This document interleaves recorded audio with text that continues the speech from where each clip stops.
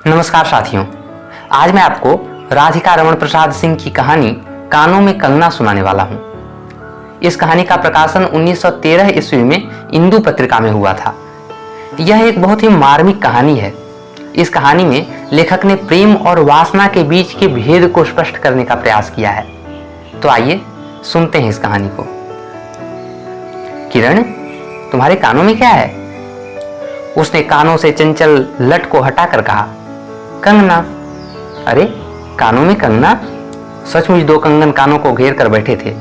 हाँ, तब कहाँ पहनूं? किरण अभी भोरी थी। दुनिया जिसे भोरी कहती है वैसी भोरी नहीं। उसे वन फूलों का सा भोलापन समझो।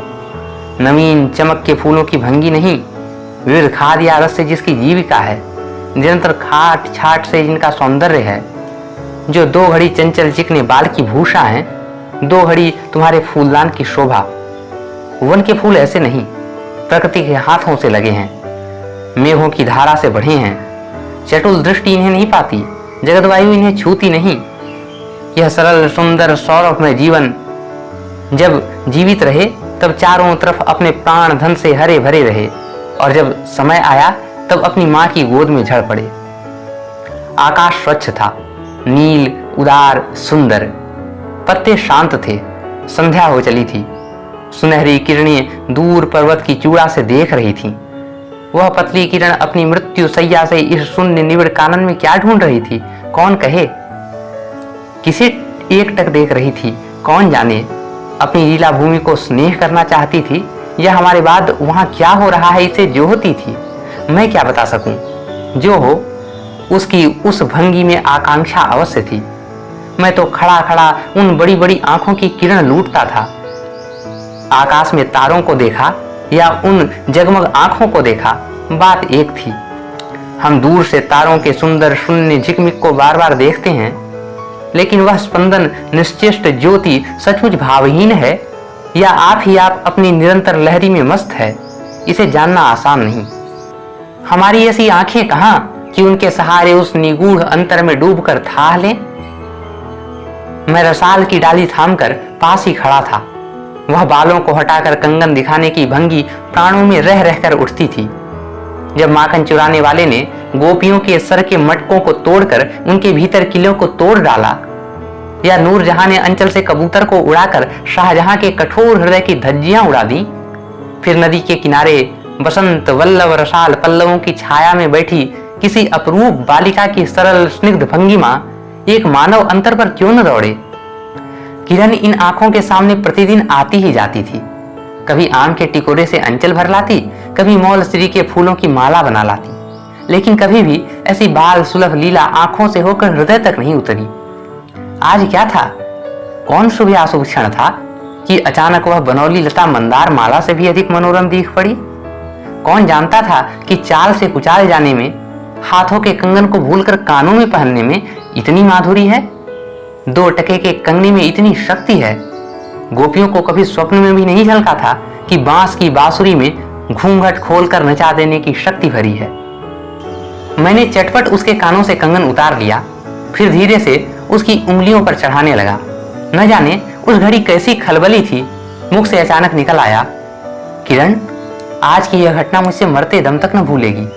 यह भीतर तक बैठ गई है। उसकी बड़ी बड़ी आंखें और भी बड़ी हो गईं। मुझे चोट सी लगी। मैं तत्क्षण योगीश्वर की कुटी की तरफ चल दिया। प्राण भी उसी समय न चल दिए, यही विस्मय था।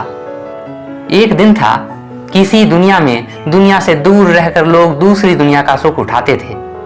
हरिचंदन के पल्लवों की छाया भूलोक पर कहाँ मिले, लेकिन किसी समय हमारे यहाँ भी ऐसे ही वन थे जिनके वृक्षों के साए में घड़ी निवारने के लिए स्वर्ग से देवता भी उतर कर आते थे।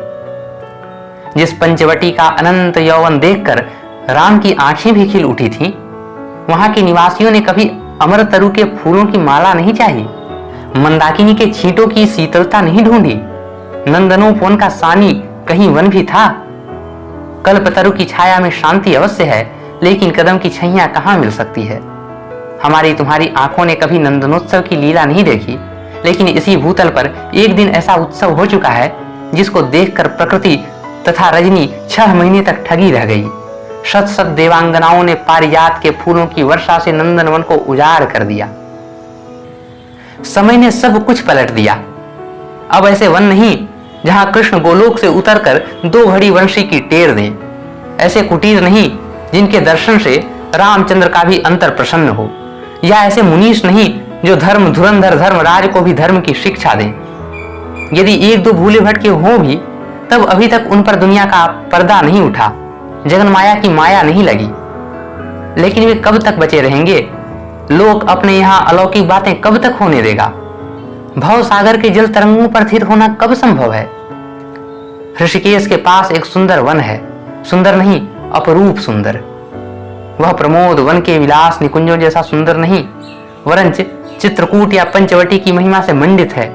वहां चिकनी चांदनी में बैठकर कनक घुंघरू की इच्छा नहीं होती, वरंच प्राणों में एक ऐसी आवेश धारा उठती है जो कभी कभी अनंत साधना के कूल पर पहुंचाती है, कभी जीव जगत के एक एक तत्व से दौड़ मिलती है। गंगा की अनंत गरिमा, वन की निविड़ योग निद्रा वहीं देख पड़ती है।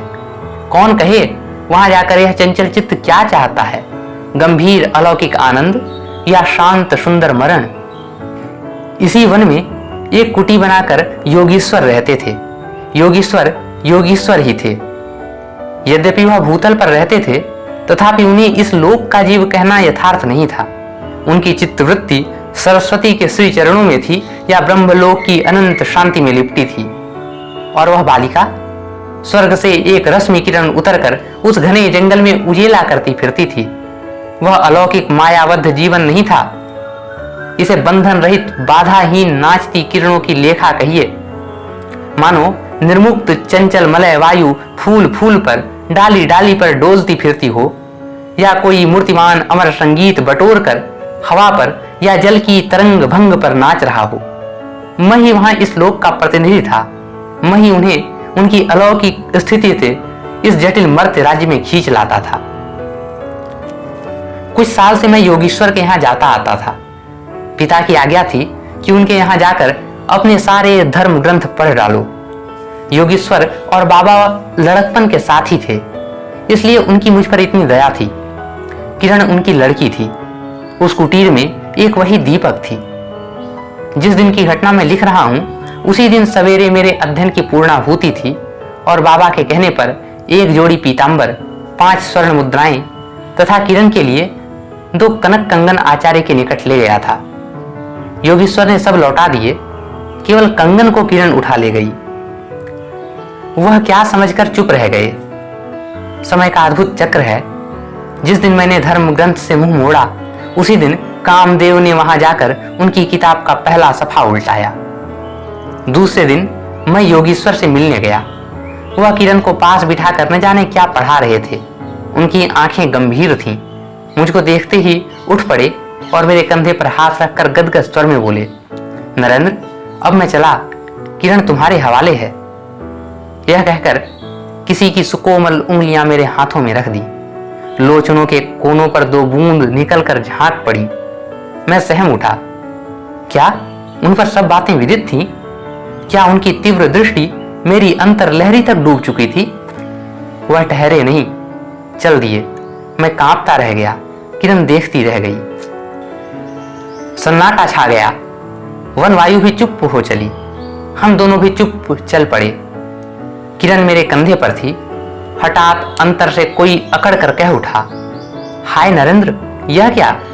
तुम इस वनफूल को किस चमन में ले चले? इस बंधन विहीन स्वर्गीय जीवन को किस लोक जाल में बांधने चले? कंकड़ी जल में जाकर कोई स्थायी विवर नहीं फोड़ सकती। क्षण भर जल का समतल भले उथल पुथल हो, लेकिन इधर उधर से जल तरंग लौटकर उस छिद्र का नाम निशान भी नहीं रहने देती। जगत की भी यही चाल है।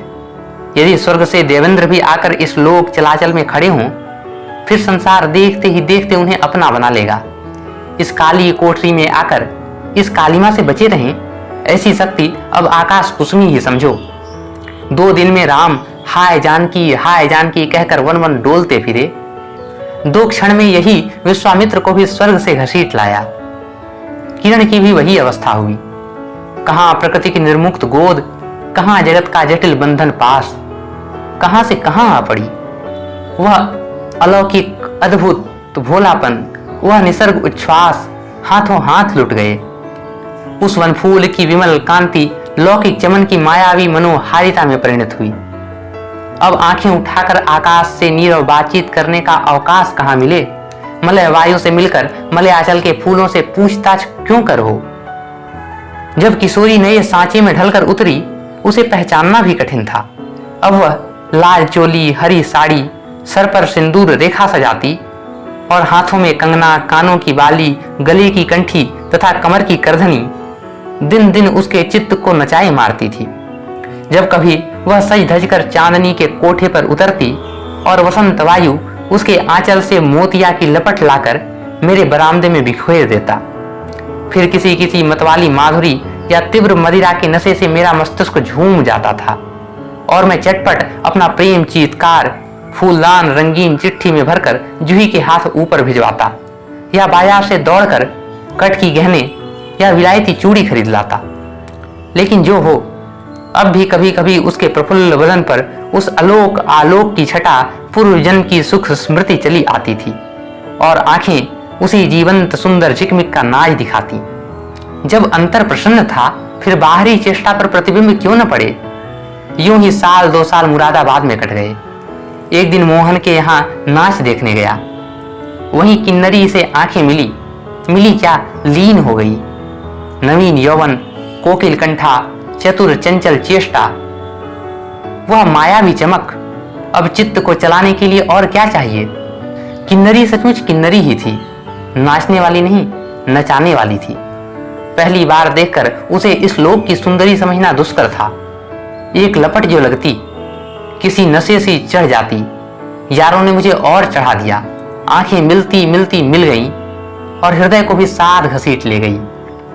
फिर क्या था।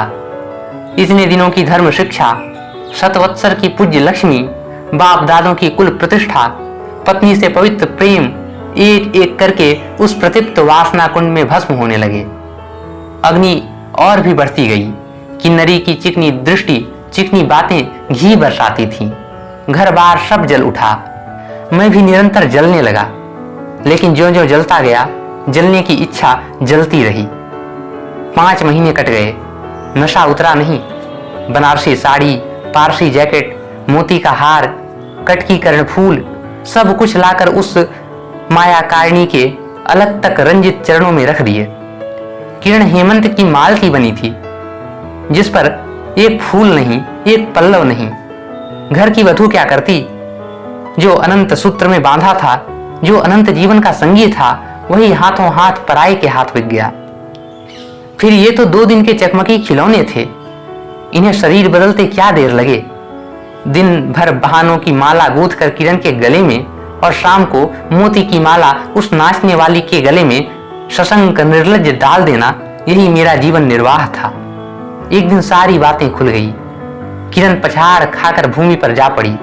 उसकी आंखों में आंसू न थे, मेरी आंखों में दया न थी।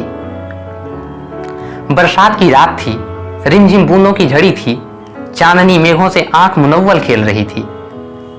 बिजली काले कपाट से बार बार झांकती थी, किसे चंचला देखती थी तथा बादल किस मरोड़ से रह रहकर चिल्लाते थे, इन्हें सोचने का मुझे अवकाश नहीं था। मैं तो किन्नरी के दरवाजे से हताश लौटा था। आंखों के ऊपर न चांदनी थी न बदली थी। त्रिशंकु ने स्वर्ग को जाते जाते बीच में ही टंकर किस दुख को उठाया, और मैं तो अपने स्वर्ग के दरवाजे पर सिर रखकर निराश लौटा था। मेरी वेदना क्यों न बड़ी हो। हाय, मेरी उंगलियों में एक अंगूठी भी तो नहीं कि उसे नजर कर उसके चरणों में लौटता। घर पर आते ही जूही को पुकार उठा, जूही, किरण के पास कुछ भी बचा हो तो फौरन मांग लाओ। ऊपर से कोई आवाज नहीं आई, केवल सिर के ऊपर एक काला बादल कालांत चीत्कार से चिल्ला उठा। मेरा मस्तिष्क घूम गया। मैं तत्क्षण कोठे पर दौड़ा, सब संदूक झांके, जो कुछ मिला सब कुछ तोड़ डाला, लेकिन मिला कुछ नहीं। आलमारी में केवल मकड़ी का जाला था। श्रृंगार बक्स में एक छिपकली बैठी थी। उसी दम किरण पर झपटा, पास आते ही सहम गया। वह तकिए के सहारे निस्सहाय निस्पंद लेटी थी। केवल चांद ने खिड़की से होकर उसे गोद में ले रखा था। और वायु उस शरीर पर जल से भिगोया पंखा चला रही थी। मुख पर एक अपरूप छटा थी। कौन कहे कहीं जीवन की शेष रश्मि क्षण भर वहीं अटकी हो। आंखों में एक जीवन ज्योति थी। शायद प्राण शरीर से निकलकर किसी आश्रय में वहां बैठ रहा था। मैं फिर पुकार उठा, किरण, किरण, तुम्हारे पास कोई गहना भी रहा है? हाँ, क्षीण कंठ की काकली थी। कहाँ है, अभी देखने दो। उसने धीरे से घूंघट सरकाकर कहा, वही कानों का कंगना। सर तकिए पर ढल पड़ा, आंखें भी चिप गईं। वह जीवंत रेखा कहाँ चली गई? क्या इतने के लिए ही अब तक ठहरी थी? आंखें मुख पर जा पड़ी। वही कंगन थे, वैसे ही कानों को घेर कर बैठे थे। मेरी स्मृति तड़ित वेग से नाच उठी। दुष्यंत ने अंगूठी पहचान ली थी। भूली शकुंतला उस पल याद आ गई। लेकिन दुष्यंत सौभाग्यशाली थे, चक्रवर्ती राजा थे। अपनी प्राण प्रिया को आकाश पाताल छान कर ढूंढ निकाला। मेरी किरण तो इस भूतल पर थी नहीं कि किसी तरह प्राण देकर भी उसे पाता। परलोक से ढूंढ निकालूं, ऐसी शक्ति इस दीनहीन मानव में कहां? नशा उतर पड़ा, सारी बातें सूझ गईं। आंखों पर की पट्टी खुल पड़ी। लेकिन हाय, खुली भी तो उस समय जब जीवन में केवल अंधकार ही रह गया। आज की कहानी तो यहीं खत्म होती है। यदि आप अभी तक मेरे साथ जुड़े हुए हैं और आपने पूरी कहानी सुनी है तो कमेंट बॉक्स में अपने विचार जरूर साझा करें। मैंने इस चैनल पर यूजीसी नेट के पाठ्यक्रम में शामिल हिंदी की अन्य महत्वपूर्ण कहानियां भी सुनाई हैं। उन्हें सुनने के लिए दाईं वाली प्लेलिस्ट पर क्लिक करें। और यदि आप दिनकर, निराला, महादेवी, अज्ञेय आदि महाकवियों की चुनिंदा कविताएं सुनना चाहते हैं तो बाईं वाली प्लेलिस्ट पर जाएं। और यदि आपको मेरे वीडियोस काम के लगें तो चैनल जरूर सब्सक्राइब करें। मिलते हैं बहुत जल्द अगले वीडियो में।